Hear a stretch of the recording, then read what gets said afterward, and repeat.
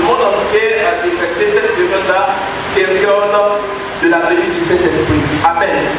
Et ma prière pour toi, c'est que tu puisses réellement expérimenter la présence du Saint-Esprit dans ta vie, non seulement dans ta vie, dans ta famille, dans tes activités, dans ta maison, à tous les niveaux de ta vie. Amen. Le texte que nous avons à traiter aujourd'hui est intitulé comme suit: attendre ce que le Père a promis. Est-ce que tu peux dire cela avec moi? Attendre ce que le Père a promis. Dans notre développement, nous bâtiment sur plusieurs points. Et nous allons beaucoup lire la Bible, parce que pour moi, j'ai décidé que ça soit un enseignement. Pour cela, nous prenons le livre de Luc, chapitre 24, le verset 36. Et puis, à partir du verset 45 à 49, nous allons lire le chapitre 24 de l'évangile de Jésus-Christ selon lui, chapitre 24, le verset 39 et aussi du verset 45 au verset 49. Le verset 36 dit ceci: tandis qu'il parlait de la sorte, lui-même se présenta au milieu d'eux et leur dit: la paix soit avec vous. Dites amen avec moi. La paix soit avec vous. Et le verset 45 dit ceci: alors il leur ouvrit l'esprit afin qu'ils comprissent les Écritures. Et il leur dit: ainsi il est écrit que le Christ souffrirait et qu'il ressusciterait des morts le troisième jour, et que la repentance et le pardon des péchés seraient prêchés en son nom à toutes les nations, à commencer par Jérusalem. Vous êtes témoins de ces choses. Verset 49 dit: et voici, j'enverrai sur vous ce que le Père a promis. Mais vous, restez dans la ville jusqu'à ce que vous soyez revêtus de la puissance d'amour. Alléluia. Mais vous, restez dans la ville jusqu'à ce que vous soyez revêtus de la puissance d'amour. Jésus parle toujours avec ses disciples.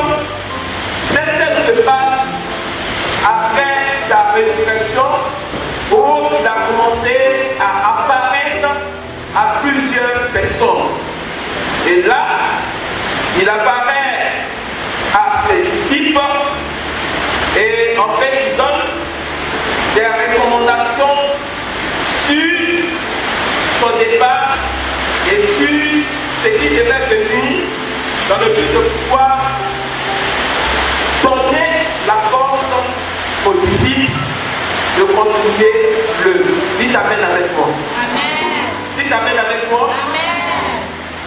Et on nous dit ici qu'il s'est apparu, et quand il s'est apparu, il a dit: la paix soit avec vous. Parce que en toute chose, les disciples étaient toujours dans l'inquiétude, parce qu'ils ont eu le temps à passer. Ce temps qu'ils ont passé avec le Maître, c'était le temps d'expérience personnelle, dans le but de pouvoir connaître qui est le Père réellement, qui est Dieu réellement. Mais Jésus s'est rendu compte que pendant qu'il enseignait ses disciples, peu sont ceux qui croyaient réellement en lui, à tout ce qu'il annonçait comme message qui devait s'accomplir. Alléluia. Amen. C'est pourquoi il était nécessaire qu'il puisse désormais apparaître à ses disciples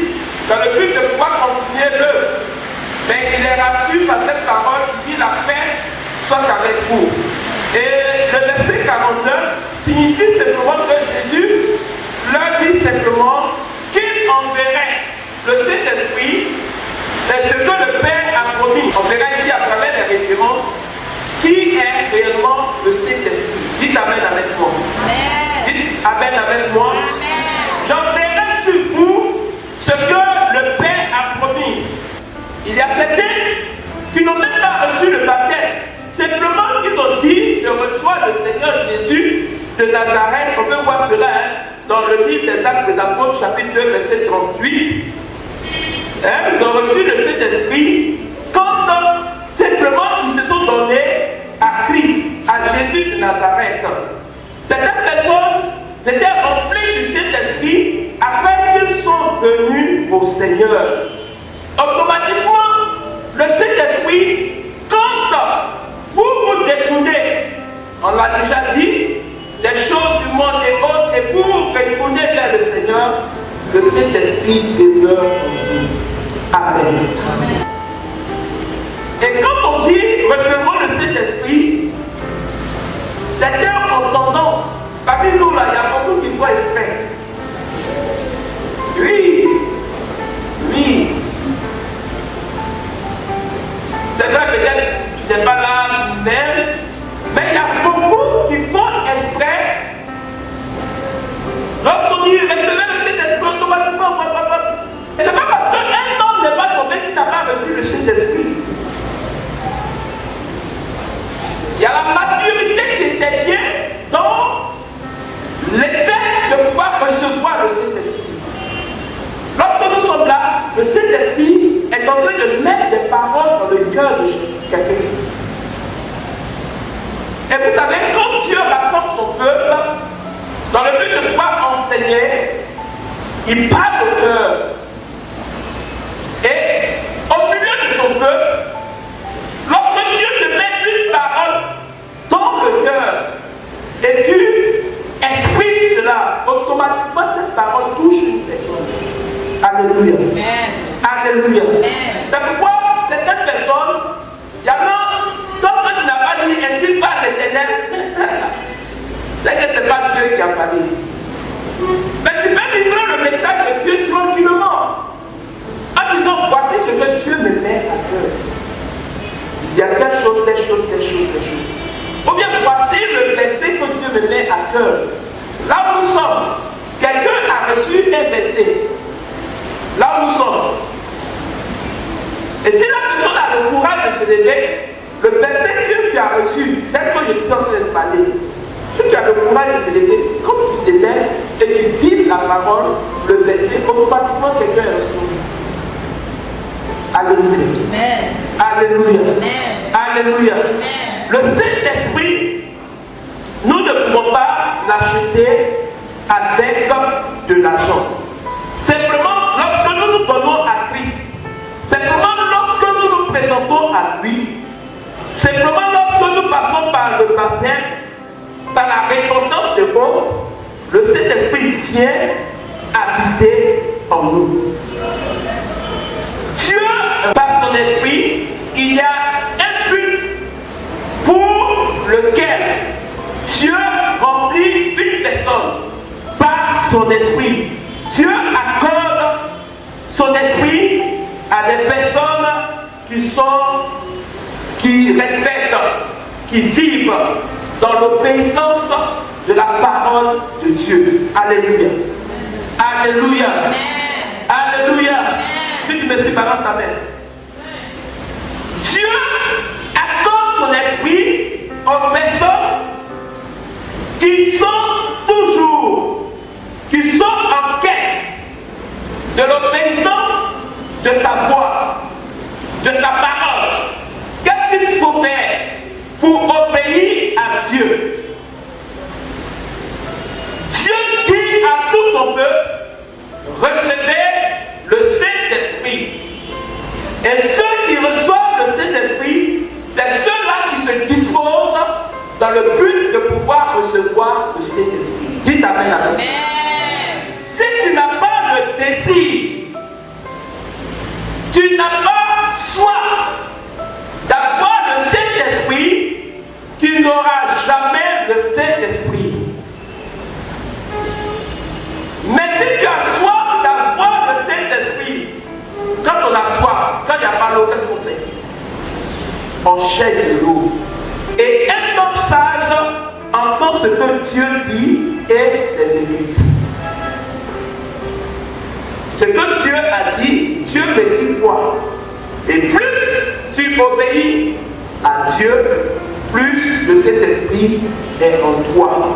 le Saint-Esprit trouve racine en toi, le Saint-Esprit trouve place en toi et tu es libre, tu marches dans la joie. Mais si tu t'opposes à l'Esprit de Dieu, c'est-à-dire tu n'as pas le désir de pouvoir l'avoir, le Saint-Esprit non plus ne viendra pas en toi. Dites Amen avec moi. Dites Amen avec moi. Mais ce soir, vous êtes venus parce que vous avez soif du Saint-Esprit. Et je prie Dieu que le Saint-Esprit vous soit accordé au nom de Jésus. Amen. Comment devons-nous être remplis du Saint-Esprit? Un autre élément. Nous devons désirer de tout notre cœur être remplis du Saint-Esprit. Ton désir doit être: je veux être rempli du Saint-Esprit. La Bible dit: aspirez aux dons les meilleurs. Recherchez l'Esprit de Dieu. Les gens peuvent demander des mauvaises choses, mais toi, ce qui te préoccupe, c'est l'Esprit de Dieu qui doit venir en toi dans le but de pouvoir te conduire. Dites Amen avec moi. Donc, demande plusieurs choses, mais toi, ce qui te préoccupe, comment l'Esprit de Dieu peut venir en moi pour me conduire dans tout ce que je fais. Qu'est-ce qui se passe, bien-aimé, quand le peuple de Dieu, un peuple qui adore Dieu, qui se présente à Dieu toujours, qu'est-ce qui se passe lorsque ce peuple-là est rempli du Saint-Esprit? Le premier élément que nous pouvons dire, lorsque ce peuple recherche, ou soit ce peuple est rempli du Saint-Esprit, le Saint-Esprit les aide à vivre comme Dieu le veut. Dites Amen avec moi. Quand un peuple aspire au Saint-Esprit, et quand le Saint-Esprit vient, il vient vivre en eux et leur donner de vivre comme Dieu veut. Comme Dieu veut. Et cela fait que le péché n'existe pas. Automatiquement, quand quelqu'un offense Dieu, parce que la présence de Dieu est là, l'Esprit convainc cette personne-là de péché. Et la personne fait quoi? Automatiquement, cette personne va se repentir, demander pardon à Dieu. Un peuple qui n'est pas rempli de l'Esprit de Dieu, c'est un peuple qui vit n'importe comment. Rien ne peut effrayer ce peuple-là. Parce que ce qui devait être l'élément qui doit les conduire, c'est-à-dire de cet esprit est éteint. Et puisque eux-mêmes, ils n'aspirent pas à l'Esprit de Dieu, rien ne fait des reproches à ce peuple-là. Mais par contre, si réellement ce peuple a l'Esprit de Dieu, même s'il a besoin de Dieu, il mouche. Ou bien insulte quelqu'un, par exemple. Le Saint-Esprit va dire: ce que tu as fait là, c'est pas normal. Automatiquement, il fait quoi? Il demande pardon. Il fait quoi? Il demande pardon. Mais quand le Saint-Esprit n'est pas dans un peuple ou en un peuple, le peuple vit comme il veut. Le Saint-Esprit aide le peuple à vivre pour Dieu. Il vit en eux, c'est-à-dire Dieu vit en eux, et il leur montre les choses de Dieu et de Christ. Quand l'Esprit de Dieu vit dans un peuple, il montre simplement, les choses que Dieu veut, et il montre aussi ce que Christ veut. Et il les aide à prier quand le Saint-Esprit est là. Mais si le Saint-Esprit n'est pas en nous, franchement, nous n'allons pas prier. Amen. Amen. Amen. Le Saint-Esprit en nous nous donne de prier avec, de prier, d'insister, de prier, insister, jusqu'à ce que ce que nous demandons au Père, cela se réalise. Le Saint-Esprit nous aide à changer nos vies et à marcher dans le droit chemin de Christ, à marcher comme Christ veut. Le Saint-Esprit produit en nous le fruit de Dieu. C'est pourquoi nous avons lu Galates, chapitre 5, versets 22 à 23. Mais le fruit de l'Esprit, c'est l'amour, la joie, la paix, la patience, la bonté, la dignité, la fidélité, la douceur, la tempérance. La loi n'est pas contre ces choses. La loi n'est pas contre ces choses. Dites amen avec moi. Dites amen avec moi. On dit même le fruit de l'esprit. La paix, la douceur, l'amour, la bénignité, la joie, la patience, la douceur. Quand le Saint-Esprit est en nous, nous nous pardonnons réciproquement. Saint-Esprit est en nous, nous arrivons à pardonner quand on nous offense. Quand le Saint-Esprit est en nous, nous arrivons à agir avec douceur. Quand le Saint-Esprit est en nous, nous manifestons l'amour. Quand le Saint-Esprit est en nous, nous arrivons à faire au-delà de ce que le monde veut. Nous marchons comme Dieu veut. Dites amen avec moi. Quand le Saint-Esprit est en nous, nous sommes dans la joie. Quand le Saint-Esprit est en nous, nous n'avons peur de rien. Parce que nous savons que le Saint-Esprit est là. Le Saint-Esprit en nous produit en nous le fruit de l'Esprit. Et lorsque nous avons le Saint-Esprit, nous produisons des fruits. Et un homme qui est rempli de l'Esprit de Dieu, nous pouvons voir cela à travers les œuvres qu'il entreprend. Un homme qui est rempli du Saint-Esprit, nous pouvons voir cela à travers son comportement, à travers sa manière de faire.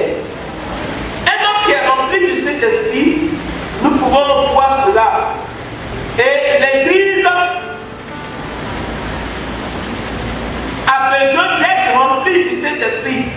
Parce que le deuxième élément que nous pouvons développer, quand nous sommes remplis du Saint-Esprit, nous travaillons pour Dieu. Dites amen avec moi. Dites amen avec moi. Quelquefois nous sommes fatigués. Quelquefois nous sommes découragés. Quelquefois nous sommes déprimés. Quelquefois nous avons besoin, nous prenons décision d'arrêter. Mais parce que le Saint-Esprit est en toi, lorsque tu dors, ta force est restaurée. C'est comme rien n'y était. Et tu avances parce que le Seigneur t'a élevé. Dites amen avec moi. Quand le Saint-Esprit est en nous, il nous donne le pouvoir de témoigner de Christ. C'est pourquoi les personnes remplies de Christ, pour ceux qui ont vu, comment on appelle là, des personnes qu'on a brûlées, parce qu'ils sont en train d'annoncer l'évangile de Jésus-Christ. Mais c'est parce que ces personnes-là étaient remplies réellement du Saint-Esprit. Quand nous avons écouté quelques témoignages, nous avons vu qu'on les avait prévenus du fait qu'arrivés dans le pays, ils allaient subir des maltraitances. Mais à cause du fait qu'ils avaient l'amour pour Dieu et l'Esprit de Dieu était en eux, ils sont partis en mission. Alléluia. Ce qui comptait pour eux, c'était la volonté de Dieu. Et donc, eux-mêmes leur propre volonté. C'est pourquoi, quel que soit ce qu'ils subiraient, ils sont prêts à mourir pour le Seigneur Jésus-Christ de Nazareth.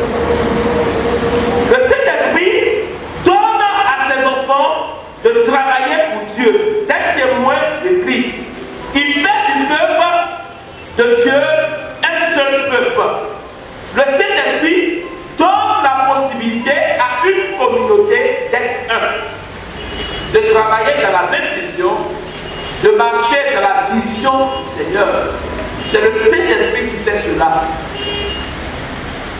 Et le Saint-Esprit donne la puissance de pouvoir prêcher la parole de Dieu. Quand tu n'as pas le Saint-Esprit, tu ne peux pas annoncer la parole de Dieu. Quelquefois, nous-mêmes, nous posons la question, comment ferons-nous pour développer tel thème? Mais il arrive quelquefois, lorsque nous nous mettons devant, et nous commençons à parler, les mots viennent. Ce n'est pas la force de l'homme. Alléluia. Alléluia. Ce n'est pas la force de l'homme. C'est le Saint-Esprit en toi. Et Dieu te communique sa parole dans le but de pouvoir annoncer et enseigner le peuple de Dieu. Lorsque le Saint-Esprit est en toi, tu travailles et tu diriges pour Dieu. Pour être un bon responsable dans l'église. Pour être un bon fidèle dans l'église. Pour être un bon pasteur dans l'église. Catéchiste, prédicateur, quel que soit l'individu dans l'église, nous avons besoin du Saint-Esprit. Parce que sans le Saint-Esprit, nous ne pourrons rien faire.